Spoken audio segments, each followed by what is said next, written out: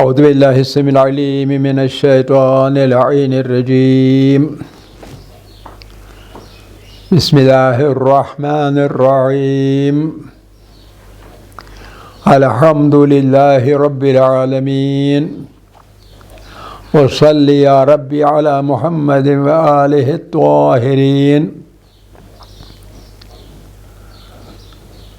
اللہم صلی علی محمد وآل محمد وعجل فرجہم وعجل لولیک الفرج یا ارحم الراحمین واجعل فرجنا بفرجہ یا رب العالمین توکلت علی اللہ العظیم رب اشرح لی صدری ویسر لی امری واحلل عقدۃ من لسانی یفقہوا قولی رب یسر ولا تعسر وتمم بالخیر آمین یا رب العالمین۔ عزیزان گرامی، علم الکلام کے اندر ہم قرآن کی حقانیت کے بارے میں بات کر رہے ہیں۔ ہم بتا چکے ہیں کہ ہمارے پاس قرآن کی کچھ پیشین گوئیاں ہیں، ایک مستقبل قریب کے بارے میں اور ایک مستقبل بعید کے بارے میں، قرب قیامت کے قریب۔ تو ان کے ذریعے سے اور پھر کائنات کے راز جو ہیں ان کے انکشاف کے بارے میں، جو وقت کے گزرنے کے ساتھ ساتھ سائنس کے ہاتھوں حقیقت کے صورت میں ظاہر ہو رہی ہیں، قرآن پہلے ہی ان کے بارے میں بتا چکا ہے۔ تو ان تین طریقوں سے قرآن کی حقانیت ثابت ہو رہی ہے۔ 4 پیشین گوئیوں کے بارے میں بات ہو چکی ہے۔ اب آج ایک آیت شریفہ سورہ قصص کی، سورہ قصص اس کی آیت ہے، اعوذ باللہ من الشیطان الرجیم بسم اللہ الرحمن الرحیم ان الذی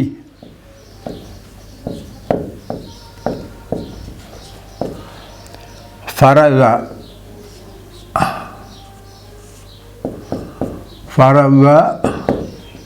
علیک القرآن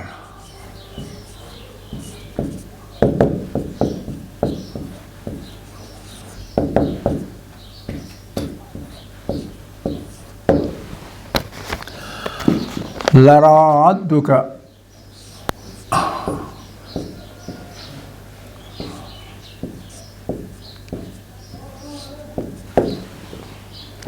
الی معاد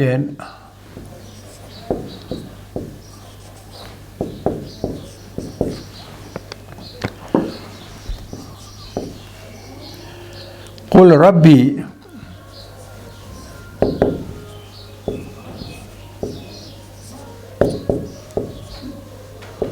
اعلم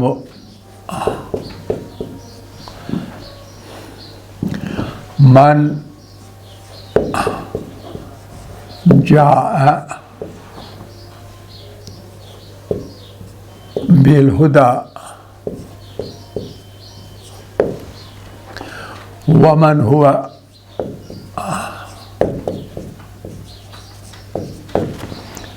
فی ضلال مبین۔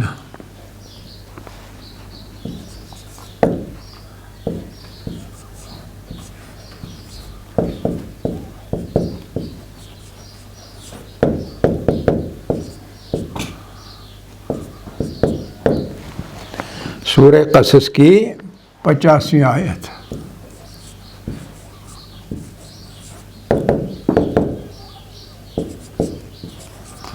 آیت نمبر 85 سورہ قصص۔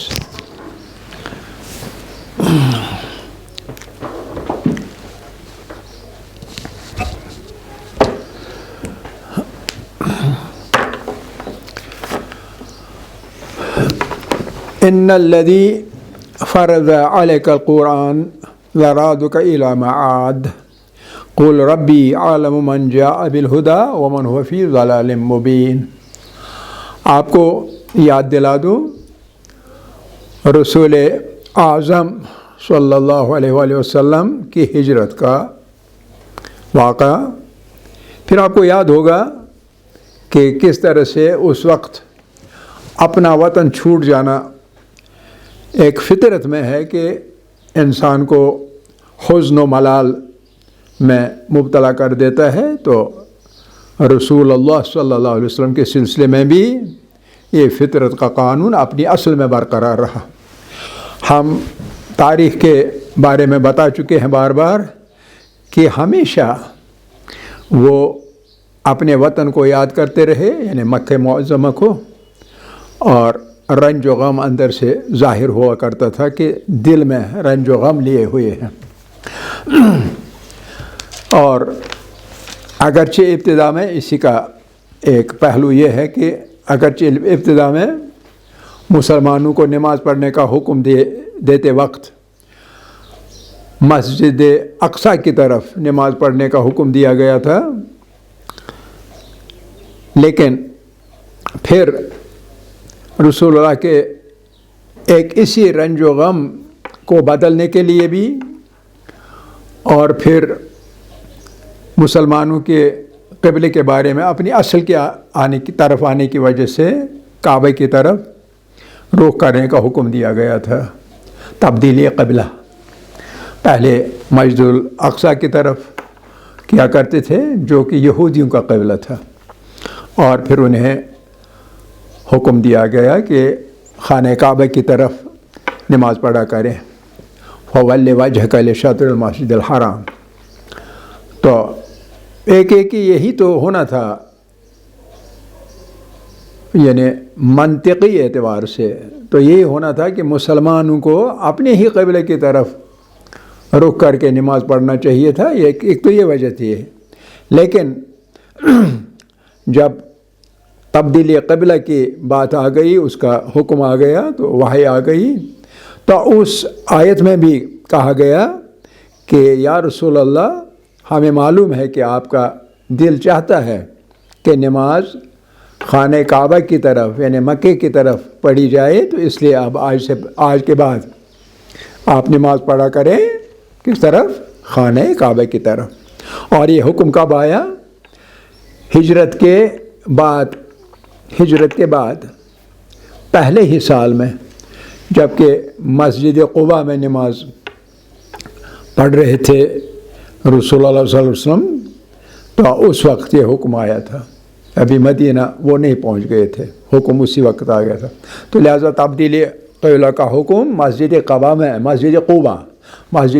میں نماز پڑھتے پڑھتے آ گیا تھا، بیچ نماز کے۔ اور وجہ جو اس وقت بتائی گئی تھی وہ یہی تھی کہ یا رسول اللہ، ہم جانتے ہیں، اللہ کی طرف سے ارشاد گرامی تھا، ہم جانتے ہیں کہ آپ کا دل ہمیشہ اپنے مکہ معظمہ میں اپنے جائے سکونت اپنے وطن کی طرف ہوا کرتا ہے، اس لیے آپ اسی طرف نماز پڑھا کریں تاکہ آپ کا حزن و ملال کچھ کم ہو جائے۔ تو یہ حزن و ملال ہمیشہ پیغمبر صلی اللہ علیہ وسلم کے دل میں تھا۔ کب تک؟ تب تک جب کہ اس آیت شریفہ کی تعبیر کا معاملہ آ گیا ہے، اس آیت شریفہ کی تفسیر ہو گئی، اور واقعاً وہ اپنے وطن واپس لوٹ آئے فتح مکہ کے وقت۔ تو آیت شریفہ تھی ان الذی فرض علیک القرآن، یا رسول اللہ، ہم نے اس شخص نے، الذی یعنی اللہ نے آپ پر فرض کیا ہے قرآن پر عمل، یعنی قرآن کے مطابق عمل۔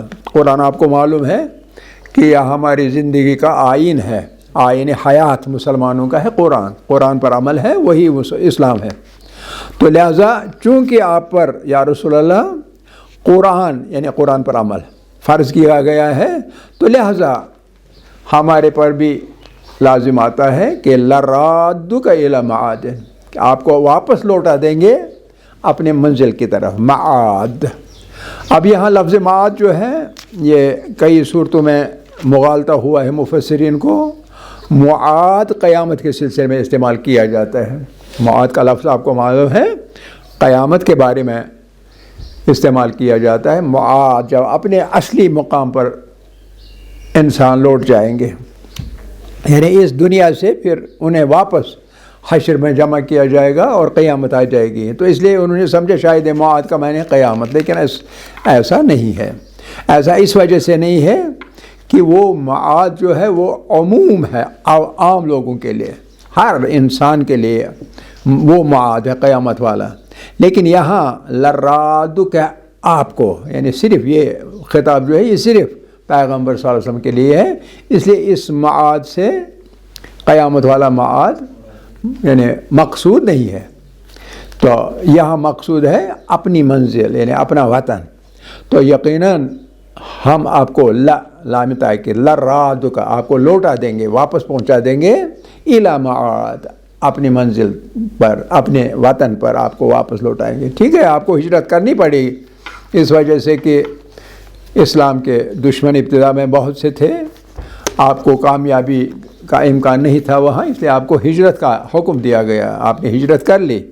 تو لیکن چونکہ آپ پر فرض تھا کہ آپ حکم قرآن پر، قرآن کے آئین پر عمل کریں، اس لیے آپ کو تکلیف اٹھانی پڑی، لہٰذا ہمارے اوپر یہ وظیفہ ہے، ہمارے اوپر یہ تکلیف ہے۔ اللہ فرما رہے ہیں کہ آپ کو لراد کا آپ کو واپس لوٹا دیں گے، الی معاد آپ کی اپنی منزل کی طرف، یعنی آپ کو پھر مکے میں پہنچا دیں گے واپس، اور امن و اطمینان کے ساتھ۔ آپ کو ہجرت کرنی پڑی کس وجہ سے؟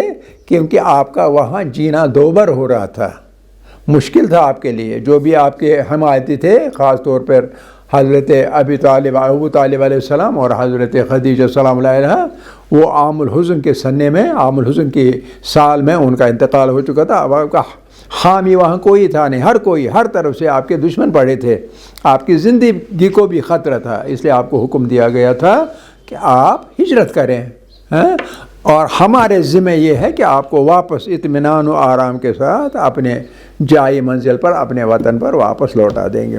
اور ایسا ہی ہوا، آپ کو معلوم ہے کہ فتح مکہ کے وقت ایسا ہی ہوا، اور وہ فخر و انبساط کے ساتھ واپس لوٹے، فاتحانہ واپس لوٹے۔ چلے تھے کس وجہ سے؟ خوف میں، حالت خوف میں، تو واپس جب لوٹے تو حالت امن میں لوٹے۔ تو یہ بے شک فریضہ جو آپ پر تھا قرآن کا، ہمارے اوپر فریضہ تھا کہ آپ کو واپس اپنی منزل تک واپس پہنچائیں گے۔ تو یہاں کچھ چیزیں ذہن میں آنی چاہیے، اور وہ یہ کہ جب کوئی فرض انسان پر عائد ہوتا ہے تو اس وقت ممکن ہے اس کو اپنا وطن چھوڑنا پڑے، ہجرت کرنا پڑے، تو راضی ہونا چاہیے، تیار ہونا چاہیے، آمادہ ہونا چاہیے ہجرت پر۔ اس وقت یہ نہیں ہونا چاہیے نہیں میں اپنے وطن سے کیوں نکلوں گا۔ اپنے وطن میں مشکلات آئیں گی، اپنے دین پر عمل کرنا، اپنے دین پر عمل کرنے کے راستے میں مشکلات آئیں گی، ممکن ہے آپ اپنے دین پر عمل نہیں کر پائیں گے، تو اس صورت میں واجب ہو جاتا ہے انسان اس وطن سے ہجرت کر جائے، پہلا قاعدہ۔ دوسرا قاعدہ یہ ہے کہ جب بھی سفر درپیش ہو انسان کا، وہ سفر ہمیشہ جو ہے کہ وہ یعنی ایمان و اسلام و یعنی اچھے فلاح کے لیے سفر ہونا چاہیے، برائی کے لیے کوئی سفر نہیں ہے۔ برائی کے لیے سفر ہوگا وہ سفر لازم نہیں ہے، جو اچھائی کے لیے ہو، حق کے لیے ہو، دین مبین کے لیے ہو، تو اس کے لیے سفر جو ہے وہ واجب ہو جاتا ہے اس وقت۔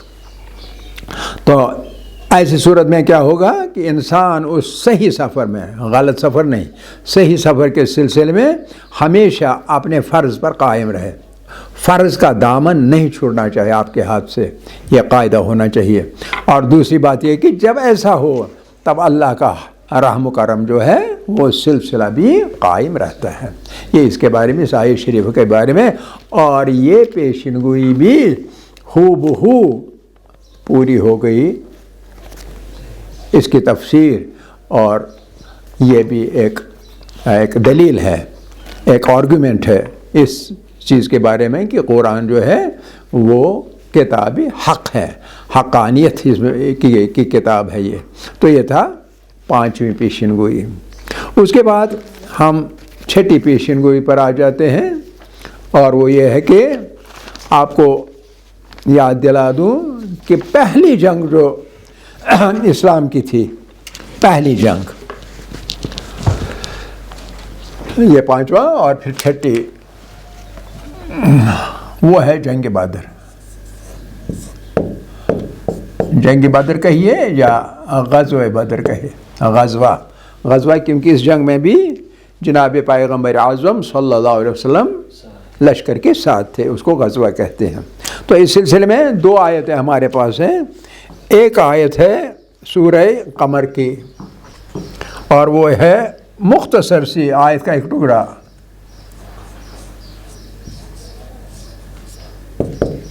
سَيُهْزَمُ الْجَمْعُ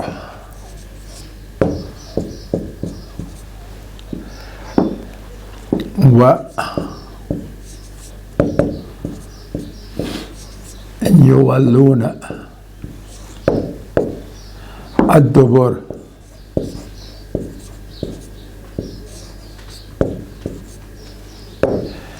یہ سورہ قمر 45ویں آیت ہے، اور یہ مختصر سی یعنی اجمال میں یہ آیت، اور پھر تفصیل میں ایک اور آیت، وہ ہے سورہ انفال کی آیت نمبر 7، وَإِذْ يَعِدُكُمْ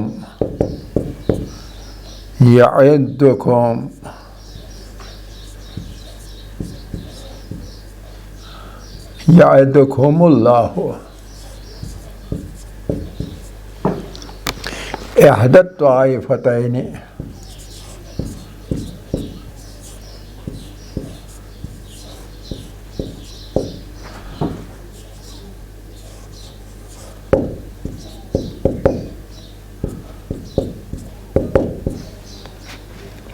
أَنَّهَا لَكُمْ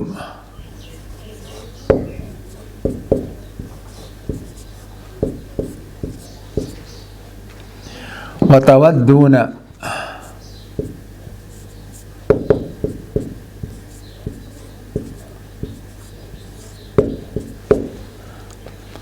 أَنَّ غَيْرَ ذَاتِ الشَّوْكَةِ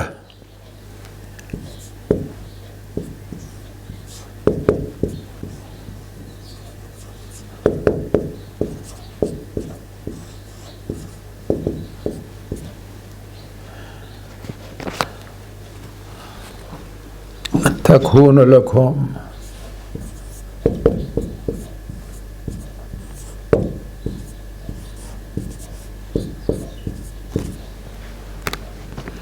وَيُرِيدُ اللَّهُ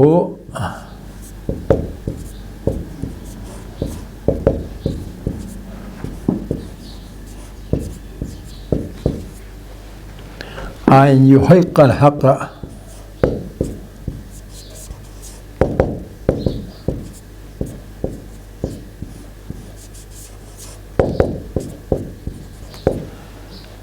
بِكَلِمَاتِهِ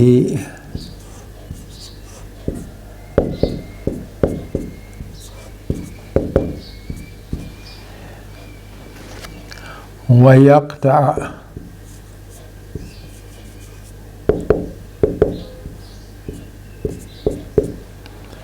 دَابِرَ الْكَافِرِينَ۔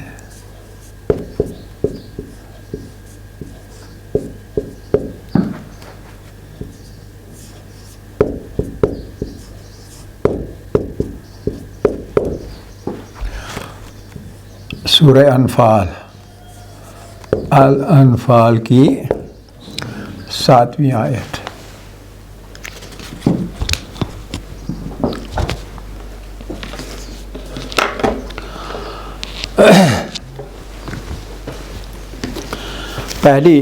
پہلا ٹکڑا جو اس کا ہے وہ ہے سیہزم، سیہزم، شکست فاش ہو جائے گی کن کی؟ الجمع، ان لوگوں کی جو ایک بڑی جماعت تھی. جنگ بدر میں ایک بڑی جماعت تھی. کون سے لوگ؟ جو مکے سے آئے تھے. بیچ میں مدینے اور مکے کے ایک جگہ ہے جس کو بدر کہتے ہیں، بیچ میں تقریباً بدر. اگر 3 حصے کیے جائیں تو مکے سے 2 حصے دور اور مدینے سے 1 حصہ دور. مدینے سے 1/3 دور اور مکے سے 2/3 دور. جگہ کا نام بدر. اور اس جگہ واقعے کی تفصیل جو ہے میرا خیال ہے وہ ہم بتا چکے ہیں، تو اس وقت زیادہ لمبا پڑ جائے گا کہ جب مختصر کریں گے. جب مسلمان ہجرت کرنے پر مجبور ہو گئے، کہاں سے؟ مکے سے. تو ہجرت کرنے کے بعد وہ اپنے اموال سب کچھ وہیں چھوڑ گئے، تو وہی کہاں گئے؟ مدینے میں آ گئے. تو آپ کو یاد ہوگا بیچ میں ایک منافق خبر لے آتا ہے مسلمانوں کے پاس کہ آپ کے جو اموال تھے، مکان ہے، مال و اموال ہے، جو کچھ بھی ہے، وہ مشرکوں نے اپنے قبضے میں لے لیے، آپ کے آپ نہیں رہے. تو ایک وہ اموال ان کے پاس جو تھے مشرکوں کے پاس. تو آپ کو یہ بھی یاد ہوگا کہ مسلمان ابتدا میں، تاریخ ابتدا میں، تاریخ کے ہمیشہ سے بلکہ مکے سے لے کے شام جایا کرتے تھے تجارت کے لیے. ان کا اصلی کام جو تھا وہ خالص تجارت تھا، اور جو لوگ آتے تھے حج وغیرہ کے لیے تو اس پہ ان کا گزارا چلتا تھا. ان کی اکانومی انہی 2 چیزوں پر مبنی تھی. ایک لوگوں کا آنا جانا، یعنی ایک طرح سے ٹورسٹ، ایک لوگوں کا آنا جانا ٹورسٹ کے لحاظ سے نہیں بلکہ ایک مذہبی فریضہ انجام دینے کے لیے جس کو ہم حج کہا کرتے ہیں. تو ایک وہ، اور دوسرا جو وہ تجارت کیا کرتے تھے مختلف جگہوں پہ جا کے، لیکن خاص کر زیادہ تجارت ہوتی تھی شام جا کے، کیونکہ شام رومیوں کے لیے، رومیوں کا ایک علاقہ تھا. اور جو اس وقت ویسٹرن سویلائزیشن ہے، اس وقت کی ویسٹرن سویلائزیشن وہی تھی، انتاک، جس کو ہم کہتے ہیں سلطنت بیزنٹین ایمپائر. تو ان کا ایک بڑا شہر تھا شام، سیریا، اور وہاں مرکز تھا تجارت کا پورے جزیرۃ العرب اور آس پاس کے علاقوں کے لیے. تو یہ بھی جاتے تھے. اب ان کے پاس خبر آ گئی کہ ابو سفیان قافلہ لے کے چلا گیا ہے کہاں؟ شام، اور وہ واپس آ رہا ہے. تو اس لیے اس نے آپ کے اموال بھی لیے ہیں کہاں؟ شام بیچنے وغیرہ کے لیے. ایک تو اپنے اموال واپس لینے کے لیے اس کاروان پر حملہ کرنا ہے.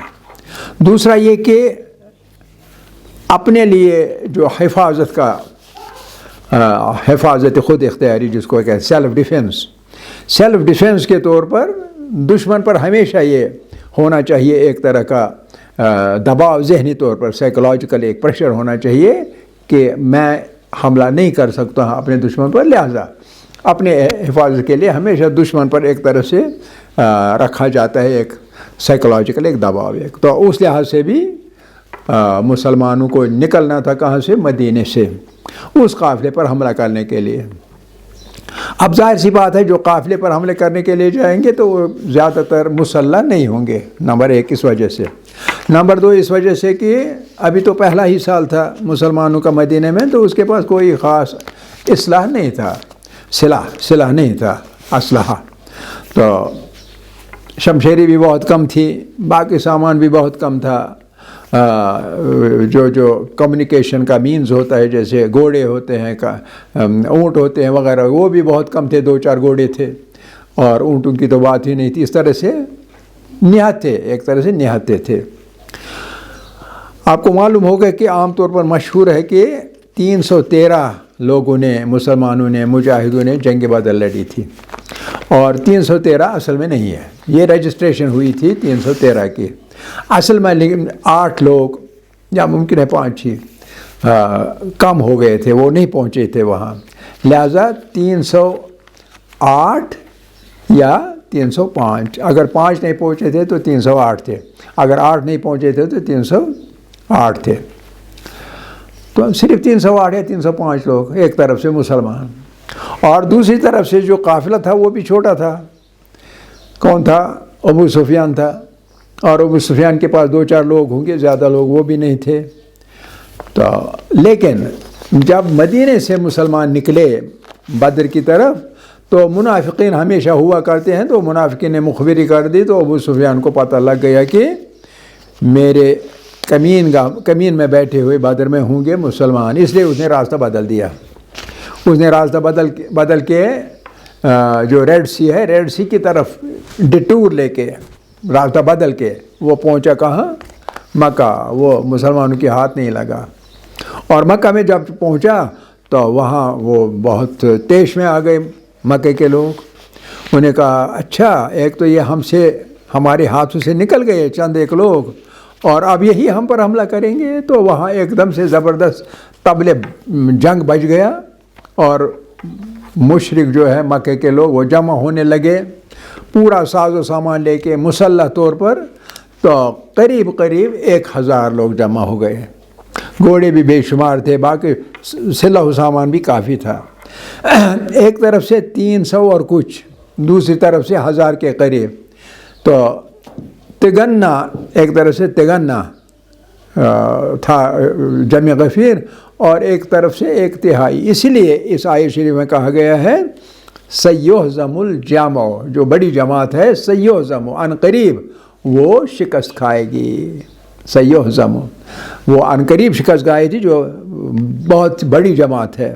وَيُوَلُّونَ الدُّبُرَ، اور وہ بھاگ نکلیں گے، اپنے پیٹ پھیر کے بھاگ جائیں گے۔ یولون یعنی مڑ کے واپس جانا، دبر اپنی پیٹھ دکھانا۔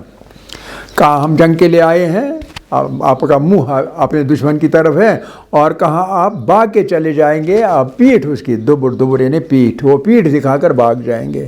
اور اس کے بارے میں کیا ہے پیشن گوئی؟ یہزم، ان قریب وہ شکست کھائیں گے۔ یہ سورہ قمر کی 45 آیت۔ پھر تفصیل کے ساتھ دوسری آیت سورہ انفال کی، وَإِذْ يَعِدُكُمُ اللَّهُ، اور وہ وقت یاد کرو اے مسلمانوں، وہ وقت یاد کرو کہ اللہ نے وَيَعِدُكُمُ اللَّهُ، اللہ نے آپ کو وعدہ دیا، یہ کلیئرلی وعدہ ہے آپ کا، اللہ کا۔ احد الطائفتین، 2 جماعتوں میں سے ایک جماعت کو وعدہ دیا۔ کس جماعت کو وعدہ دیا؟ مسلمانوں کو وعدہ دیا۔ انہا لکم، کہ وہ آپ کے لیے ہیں، وہ آپ کے ہیں، یعنی آپ ان پر قبضہ کریں گے، آپ ان کو زیر کریں گے، آپ غالب آ جائیں گے، وہ مغلوب ہو جائیں گے۔ اور آپ کیا کر رہے تھے؟ وَتَوَدُّونَ، آپ کی خواہش تھی، آپ دل سے چاہتے تھے، ان غیر ذات شوکت، کہ جو ذات شوکت والے، طاقت والے، قوت والے وہ نہ ہوں، تکون لکم، آپ کے ہوں۔ وَيُرِيدُ اللَّهُ، اور اللہ کا کیا ارادہ تھا؟ وَيُرِيدُ اللَّهُ، اللہ ارادہ کیے ہوئے تھا، ان یحق الحق، کہ وہ حق کو صاف کرے گا، حق کو ظاہر کرے گا، یحق حقیقت بنائے گا۔ کس چیز کو؟ حق کو۔ جو نا حق ہے وہ حقیقت نہیں بننا چاہیے، وہ تو ہوا ہونا چاہیے، جس کو اردو میں کہتے ہیں ٹائی فش ہونا چاہیے۔ تو لیکن حق جو ہے وہ حقیقت بننا چاہیے، یعنی اسلام۔ کس چیز سے؟ بکلماتی، اللہ اپنے کلمات کی طرف سے، اپنی قوت کی طرف سے اس حق کو حق بنائے گا، اور پھر کیا کرے گا؟ وَيَقْطَعُ، وہ کاٹ لے گا، دابر الکافرین، کافروں کے پشت کاٹ لے گا، یعنی اس کا مطلب ہے ان کو باقی نہیں رکھے گا، وہ شکست کھائیں گے، بھاگ جائیں گے۔ تو یہ تھی سورہ انفال کی 7ویں آیت۔ اب آپ کو شاید معلوم ہو یا یاد ہو یا نہیں ہو کہ جب وہ 1000 بر آدمی ہیں، پورے 1000 نہیں تھے، 900 کچھ تھے، 1000 کے قریب تھے، 950 سے اوپر تھے، اور جو یہ مسلمان تھے یہ 313 سے کم تھے، 308 یا 305 تھے۔ تو چونکہ مسلمان پہلے پہنچے، اس لیے بدر کے کنویں جو ہے ان پر قبضہ کیا مسلمانوں نے، لہٰذا ان کا ایک پلس پوائنٹ مل گیا مسلمانوں کو، کنویں ان کے قبضے میں آ گئے۔ تو جب مشرکین وہاں پہنچے تو ان کو پتہ چلا مسلمانوں نے بدر کے کنویں پر قبضہ کیا ہے، تو اس سے ان کا جوش اور غصہ زیادہ بڑھ گیا کہ یہ لوگ کنویں پر بھی قبضہ کر چکے ہیں۔ تو ابتدا میں ہی 3 لوگ نکلے، ایک عبیدہ نکلا، ایک حمزہ نکلا، حضرت حمزہ اس وقت کا سید الشہداء بن گیا ابتدا میں ہی، اور حضرت علی نکلے۔ تو مختصر یہ بتاؤں کہ